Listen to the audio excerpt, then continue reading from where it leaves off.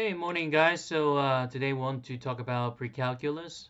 So this one it's 6.4, section 6.4 for pre-cal, and it's the law of sine. Okay, we'll take a look at that. Okay, so here we go. So the law of sines. So anytime that I deal with the regular triangle, like a non-right triangle, we have to apply sometimes we have to apply the law of sine.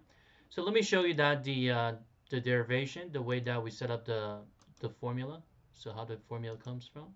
Okay, so let's start with regular triangles or random triangles, triangle ABC, and the segment, corresponding segment, we have A, B, and C.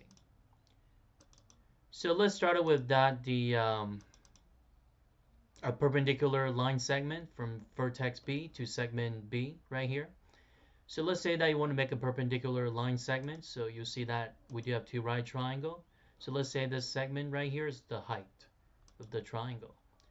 So let's start with the left-right triangles. So we do have triangle AB. So let's say this point here is G. So sine of capital A, it's opposite over hypotenuse, so it's H over C. So if you multiply C on both sides, so we do have sine of C sine A equals the height. And then you want to do sine of capital C for the right triangle, the one on the right hand side. So sine of capital C, so we do have H over A. It's the opposite over hypotenuse. Again, we just solve for the height. So once we solve for the height, we do have height equals A sine C. So since we do know that it's the same height, so we can set that C sine A equals A sine C. And then divide both sides by AC. So you'll see that it's a proportional ratio. So it's the sine of capital A over little a equals sine of capital C over C.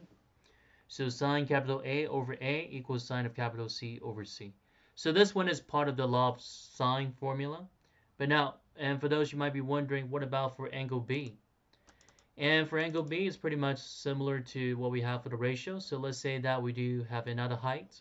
So let's make the height from vertex A to segment BC.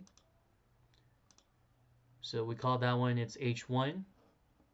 So let's find out sine of capital C right here. So sine of capital C would be opposite over hypotenuse, so it's H1 over B. And then multiply B both sides, so we do have B sine capital C equals H1. And now for another part of the angle here, the base angle, sine of capital B. So sine of capital B, so that equals H1 over C. So multiply C both sides, so we do have B sine C equals C sine B. So again, set them equal to each other.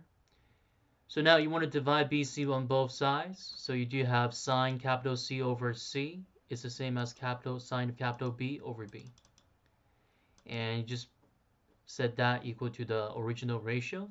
So sine of capital C over C, which is the same as sine of capital B over B. So just put them all together. So eventually, so you do have the law of sines, the formula. So now let's do one example. So let's say that we do with the angles of angle, side angle. So let's say we do have a triangles of angle, side angle. So we can use the law of sine to solve for the rest of the unknown. So let's start with that angle B. So in order to find the third angle, so we use the triangle sum theorem. So 180 minus 42 minus 57, you'll get 81 for angle B.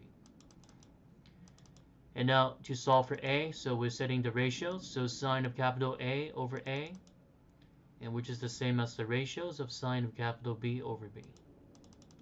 So just plug in the number. So sine of 42 over A, so that equals sine of 81 over 67. Cross multiply. So we cross out 67 on the right hand side, and then we cross out A on the left hand side. And now you want to isolate A by itself. So divide both sides by sine of 81. And now the rest of this, use the calculator. So 67 sine of 42 divided by sine of 81. Okay, so that will give you the value of A. Now for those you're using the iPhone, so you need to set up the 42 angle first, and then the operation sine, and then times 67, and then you want to do it separately with the another ratio, so 81 sine, and then whatever the ratio that you have top and the bottom, then you divide it. But for those you're using the Android, like the TI or any kind of Android phone calculator, so just plug in the number directly and then you'll get the final solution. So eventually, so it's going to be like this.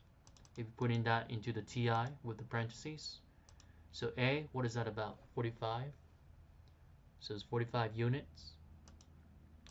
And now in order to find out the rest of the unknown, so we can use that the same ratio, so sine of capital B over B, so that equals sine of capital C over C. So it's quite similar to what we found for A, so plug in a number, and then cross multiply or multiply both sides by 67C, cross cancel, and then divide both sides by sine of 81. And then cross reduce, so 67 sine of 57 over sine of 81, so that gives you the value of C. Again, doing down the calculator, you got 57. Okay, so that's one example. So now here's another one you can try. So that looks like this one is given as angle, psi. So anytime that you deal with like angle, psi, angle, psi, so you're using the law of psi. So the law of sine, so the way to find out the rest of the unknown. The missing angle, the missing side length of the triangle. So eventually you'll end up with this. Okay, so that's the law of sine. So regardless, the homework right here, so make sure that you need to follow through the list of the assignment from the textbook. Okay, so this one is just the part 1 for 6.4, the law of sine, and then part 2 should be coming up, and I'm going to be making another video for that one. So thank you for watching this one today, and then I'll see you next time.